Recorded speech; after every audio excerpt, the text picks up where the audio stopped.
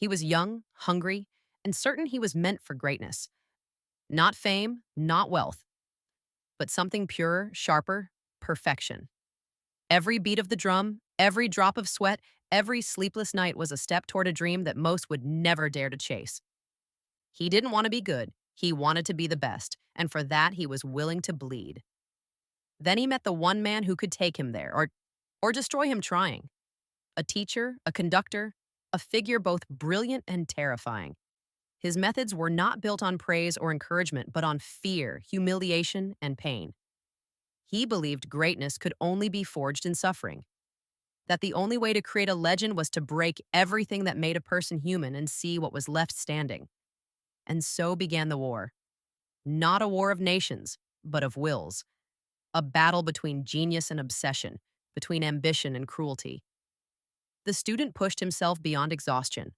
Fingers bled, sticks shattered, time blurred. Every beat was a demand for approval that never came. Every mistake was met with rage, every success dismissed as never enough. He sacrificed everything: friends, relationships, sleep, sanity, all burned on the altar of perfection. The drum kit became his universe, his tormentor, and his salvation. Every strike of the snare echoed his desperation. Every note was a cry for recognition, for meaning, for something that would last beyond failure and fear. The teacher pushed harder, the insults cut deeper, and yet through the madness there was something real, a terrible, undeniable truth. To reach greatness, to touch that impossible level of brilliance, one had to risk everything, even the soul. When the breaking point came, it was explosive. Public humiliation, betrayal, collapse. The dream shattered, the mentor disgraced, the student lost. It should have ended there, but it didn't. Because obsession doesn't die easily. It waits, it festers, it burns until it finds a way back to the stage. And then, in a final moment of reckoning, student and teacher met again. No words, no apologies, just music. The tension was electric.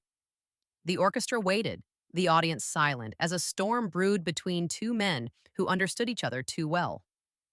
The first notes faltered. The teacher tried to humiliate him again, to crush him one last time. But something shifted.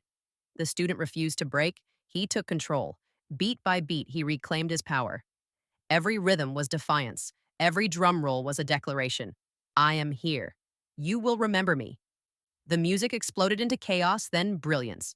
Sweat, blood, sound, everything became one.